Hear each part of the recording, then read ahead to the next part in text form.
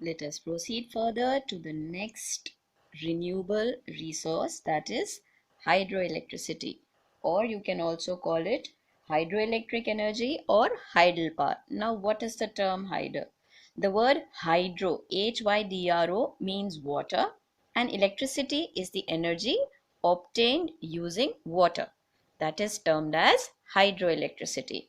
So when we are talking about hydroelectricity, we need to understand that the generation of electricity by using the force of falling water is called hydroelectricity. Very simple, energy obtained from water. Hydroelectricity was one of the first sources of energy tapped by the human beings, and therefore right now it is the most easily and cheap mode of energy production. So it can easily provide reliable and cost effective electricity, and it has less negative environmental impacts as compared with the non renewable fossil fuels like coal and petroleum. Hydroelectricity can be simply produced from the falling water, because the water obviously will fall from a height due to the force of the gravity. It will have a lot of kinetic energy. Therefore, the falling water is used to turn the wheels of a large turbine that generates electricity. Now, when these wheels turn, they are automatically connected to a generator which converts the energy into electricity. Now, hydroelectricity has great potential, and it is a reliable source of energy in the coming future also. And since coal and the other petroleum or these non-renewable resources are depleting very, very quickly and are obviously going to get extinct at one point of time, therefore, converting hydroelectricity is a very, very smart step. It also has advantages over the other resources, as it does not cause pollution at all. Number one point, which the entire world is suffering from. Right now, India also has a lot of potential for producing this form of energy, because India has a large number of rivers in all parts of the country. So, in this chapter ahead, we will also learn about 7 major hydroelectric projects in India, which we will do in detail with a lot of project work also attached to it. So be ready. Now, this is a very cheap source of electricity, and it is majorly required for industrialization. And in itself, right now, also, the total world demand for electricity is actually met.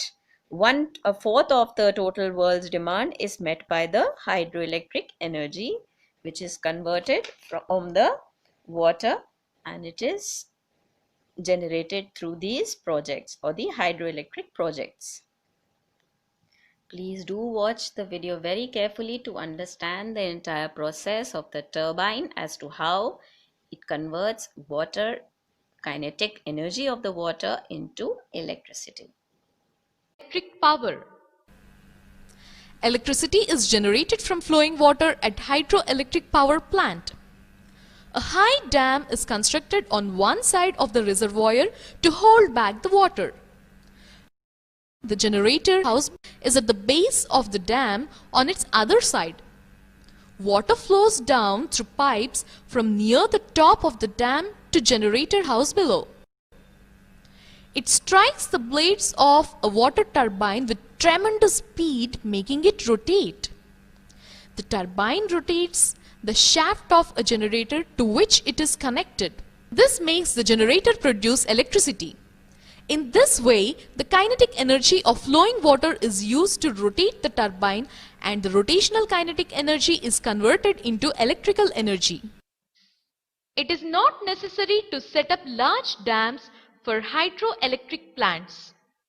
Small hydroelectric plants can be set up to generate electricity from a few hundred kilowatts to thousands of megawatts. Such plants can use water diverted from a waterfall or from a dam built for irrigation. Advantages of hydroelectricity.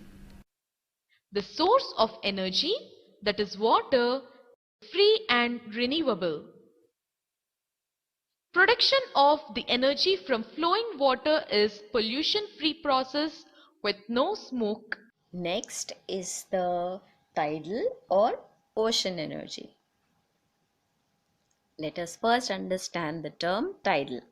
That is the alternate rise and fall of the ocean water twice in 24 hours is known as tides. So now we understand that.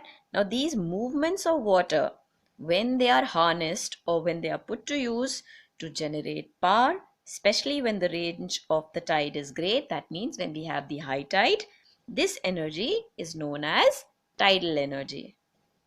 Let us now understand the importance or the advantages of tidal energy. Tidal energy is an inexhaustible source. So therefore, we are also including it in the renewable resource. Now, this energy is generated from the ocean tides, and along most of the coastal areas, it is used to generate power. Tidal energy is free of cost, and India especially has a lot of advantage with it because we have a ocean and sea on all the three sides, that is the peninsula area, and a big coastline, and it has a huge advantageous position to use the tidal energy. It is simply a great gift or a free gift from the mother nature for the Indian coastline areas to generate electricity through the tidal waves. Apart from India, France is also one of the few countries, and they have a very successful rate in generating the tidal energy. Russia also uses tidal power, and India obviously we have understood, but where we have it along right now, there is a proposal, and most probably it is functioning by now. They have set up a tidal mill farm along the Gulf of Kutch in Gujarat.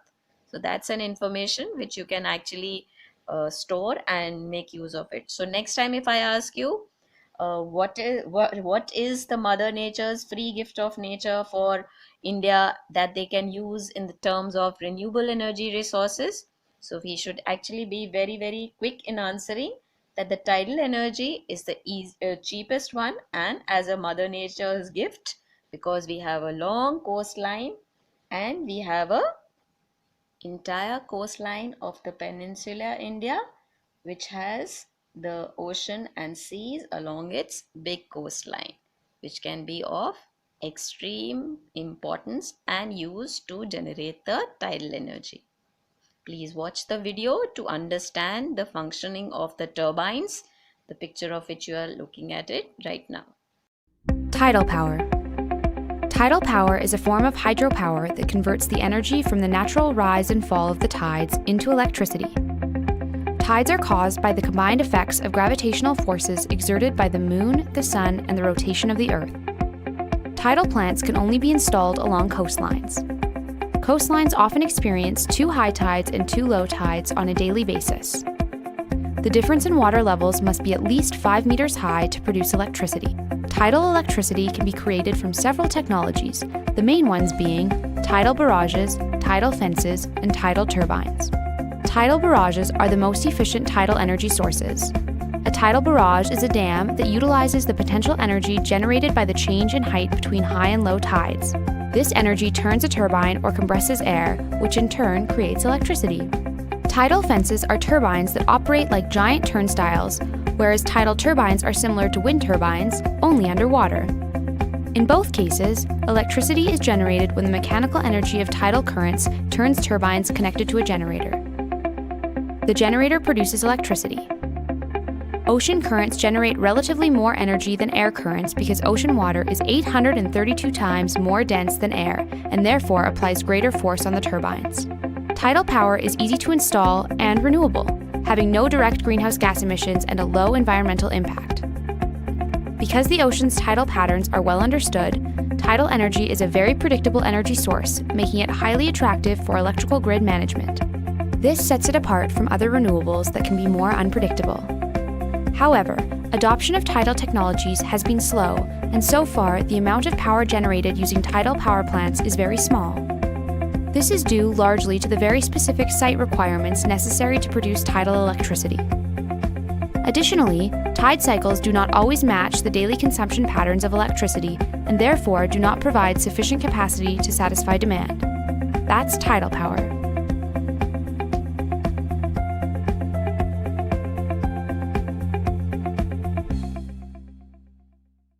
The next important renewable resource is the geothermal energy. Now, in simple terms, the energy stored as heat in the interiors of the earth is tapped for our human use as geothermal energy. Geothermal energy is the energy generated by harnessing the heat in the interiors of the earth. The earth has a very hot material below the crust, which we have already studied when we were doing the interiors or the layers of the earth. Or this heat, which is below the crust, and then this heat we experience in the form of the volcanic matter which is erupting. Now, when this matter comes up in contact with the groundwater, they produce hot water and steam. Now, this hot water and steam gush up into many places that we also have it in India, lots of hot springs and geysers, and these hot springs and geysers are used to run the turbines and they generate electricity.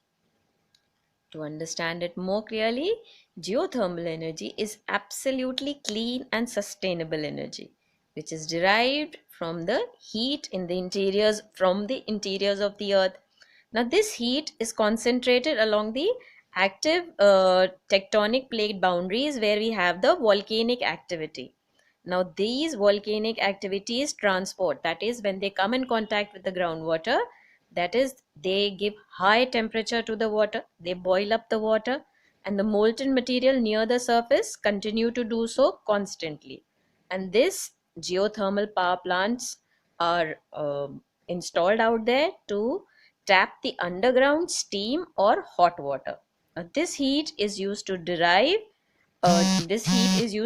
an electric generator, thereby producing the energy that we can easily use. If we talk in terms of the entire world, USA, New Zealand, you must have heard about the Yellowstone Park. There also we have hot spring geysers, which we did in class 6. And Iceland, Philippines, and Central America, all these are using the geothermal power. When we talk about India, the geothermal plants which are actually working, they are located in the PUGA, Puga Valley in Ladakh, and MANIKARN in Himachal Pradesh.